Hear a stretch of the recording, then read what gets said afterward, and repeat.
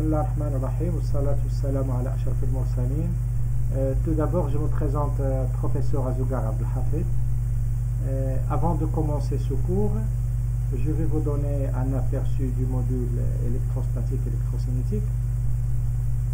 L'électrostatique, comme son nom l'indique, elle est constituée de deux mots.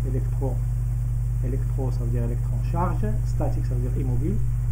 L'électrostatique, donc, il va traiter les interactions et les forces qui s'exercent entre des charges fixes et mobiles. Pour percevoir vraiment cette force électrostatique, il suffit de faire des expériences faciles, les expériences d'électrisation. Prenez par exemple une règle, vous la frottez avec un chiffon sec. Cette règle elle peut vraiment attirer des bouts de papier légers. On dit que la règle s'est électrisée. Et l'équation fondamentale de l'électrostatique qui décrit l'attraction entre deux charges immobiles dans le vide est la fameuse formule, la fameuse loi de Coulomb. Par contre, l'électrocinétique, elle aussi, elle est constituée de deux mots. Électro, ça veut dire une charge, mais cette fois-ci, cinétique, ça veut dire qui se déplace. Elle a une vitesse, il se déplace avec une vitesse. Donc, l'électrocinétique, il s'intéresse vraiment aux charges au mouvement. Donc, il va étudier les courants électriques. Ce module, il est constitué de deux parties. La première partie de l'électrostatique, il occupe les trois quarts du module, et le reste, c'est pour l'électrocinétique. L'électrostatique, il est constitué de 4 chapitres. On va les voir.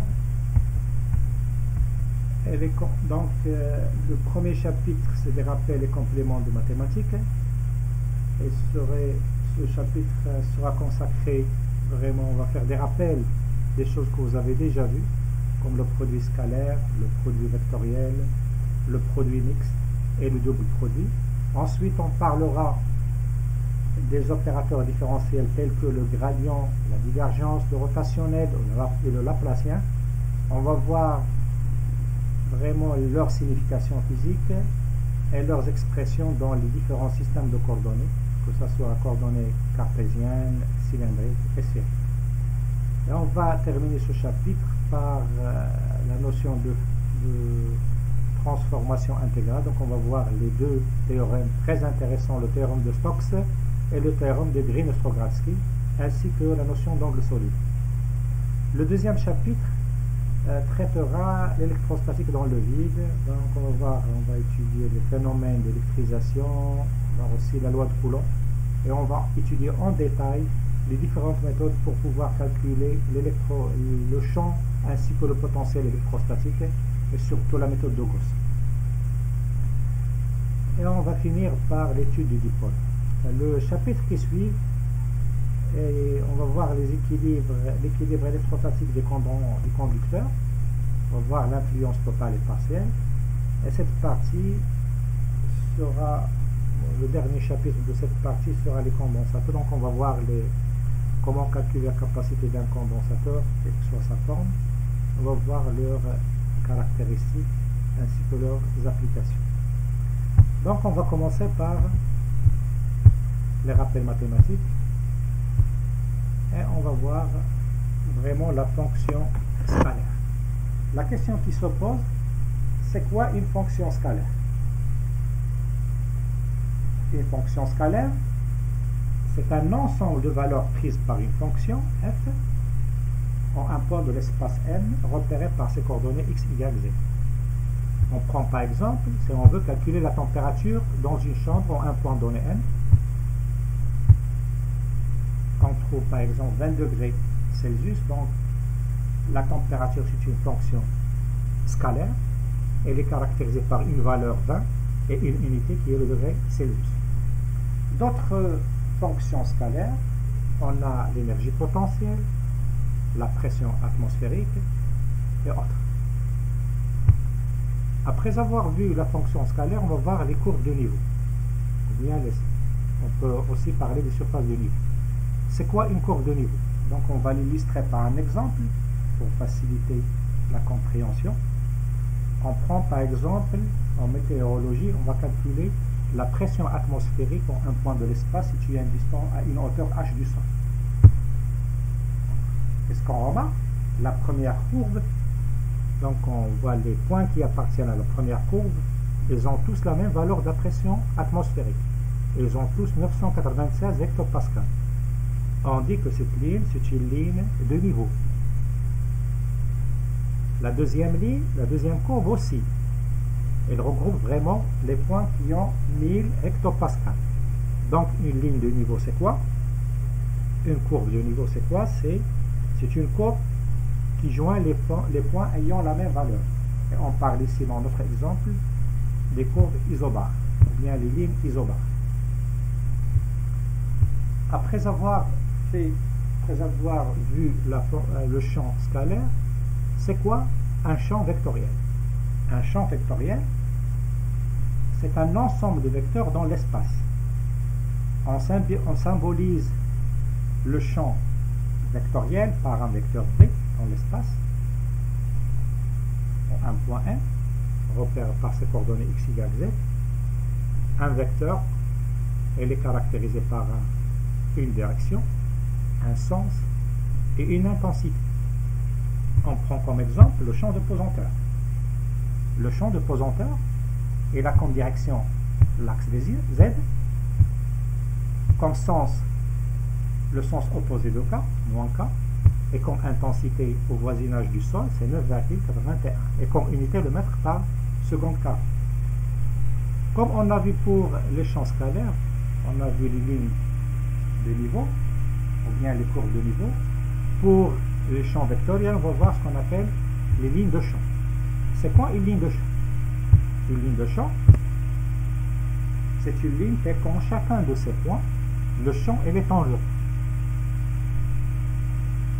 Si on prend un déplacement élémentaire sur cette ligne de champ, le produit vectoriel du champ électrostatique par le vecteur déplacement, ça donne le vecteur nul. Et c'est ce qu'on appelle l'équation des lignes de champ. Et plus tard, on va la voir, cette équation. C'est elle, la résolution de cette équation, c'est elle qui va nous renseigner sur l'allure des lignes de champ. Le produit scalaire entre deux vecteurs, ça donne un scalaire. C'est quoi le produit scalaire? Nous pouvons additionner deux vecteurs, on peut les soustraire, on peut multiplier un vecteur par un scalaire, mais on ne peut pas multiplier deux vecteurs. C'est pour cela qu'on fait appel au produit scalaire. Donc, l'expression algébrique du produit scalaire, ce n'est autre que le module de U fois le module de V fois cosinus alpha, avec alpha c'est l'angle entre les deux vecteurs U et V. Si on connaît les composantes des deux vecteurs, l'expression analytique, dans le produit aussi scalaire, ce n'est autre que x1, x2 plus y1, y2 plus z1, z2. Les propriétés du produit scalaire. Le produit scalaire, elle est commutative, distributive par rapport à l'addition. C'est le produit scalaire de vecteurs unis, ça veut dire que c'est des vecteurs qui sont perpendiculaires entre eux. Et le produit scalaire d'un vecteur avec lui-même, ça donne la norme, qui n'est autre qu'une distance. Un exemple du produit scalaire, c'est pour pouvoir déplacer ce chariot d'une distance t, la force F, elle va exercer un travail. Et le travail, ce n'est autre que le produit scalaire de F par 2. F cosinus alpha, ça va nous donner la projection du vecteur F sur la droite. Le produit vectoriel, comme son nom l'indique, le produit vectoriel, ça va me donner un vecteur. Le produit vectoriel entre deux vecteurs, ça va donner le vecteur V. Donc, elle est caractérisée par un module. Le module de vecteur V, c'est l'expression algébrique, le module de V1 fois le module de VE fois le module de sinus θ. V2 sinus θ, ça va me donner la hauteur H. H fois le module de V1, ça va me donner une surface, la surface du parallélogramme formé par V1 et V2. La direction du vecteur V, elle est perpendiculaire au plan formé par V1, V2, ça veut dire le plan P, et le sens de V est tel que V1, V2, V forme ce qu'on appelle un trièdre direct.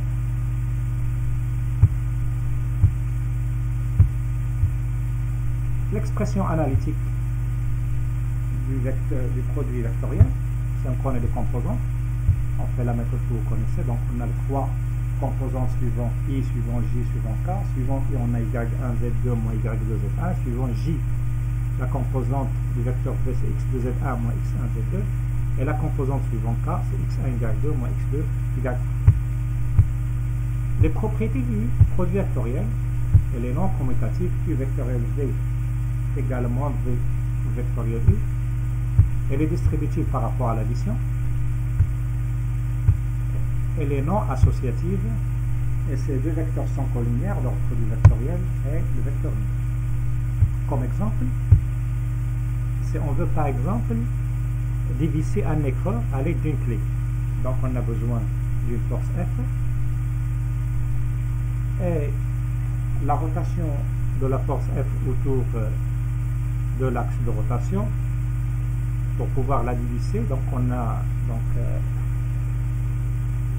il faut connaître d'abord donc la rotation dépend de F, l'intensité de F, elle dépend de la longueur du levier, ça veut dire la longueur de la clé, et aussi de la direction de F. Et c'est le moment de la force F qui va me donner vraiment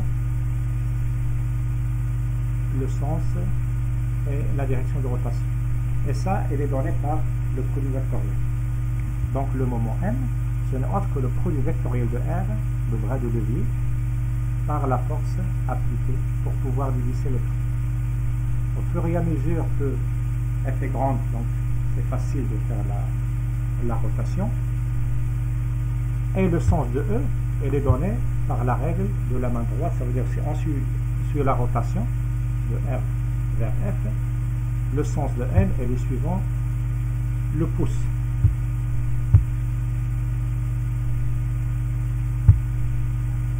Troisième produit, ce qu'on appelle le produit mixte.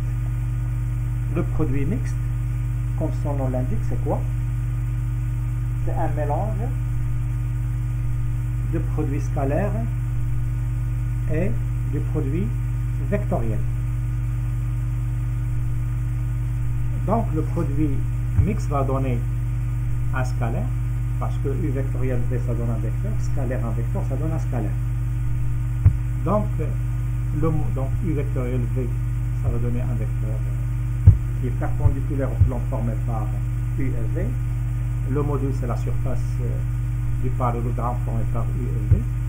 Et lorsqu'on veut projeter W sur la droite perpendiculaire au plan, sur la direction du U vectoriel V, on obtient la hauteur H. Et le produit mixte, ce n'est autre que le volume V, ça veut dire la surface par la hauteur, c'est le volume de parallélogramme, parallélépipède rectangle formé par les trois vecteurs V1, U, V et W. Les propriétés du produit mixte, on peut faire la permutation circulaire. U vectoriel V scalaire W est égal V vectoriel W scalaire U est égal à W vectoriel U scalaire V.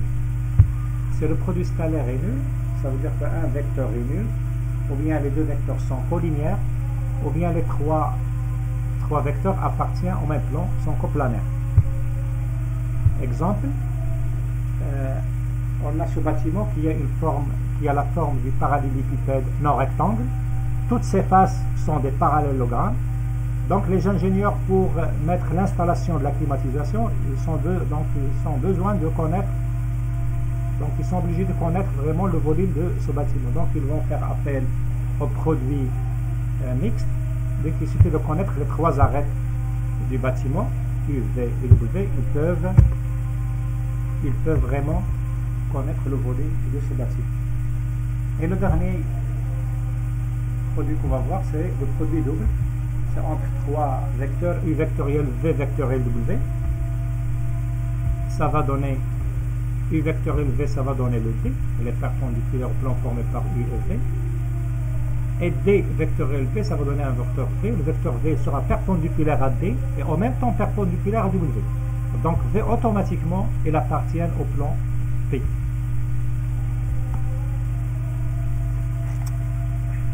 Donc cette capsule vidéo, on l'a terminée. Et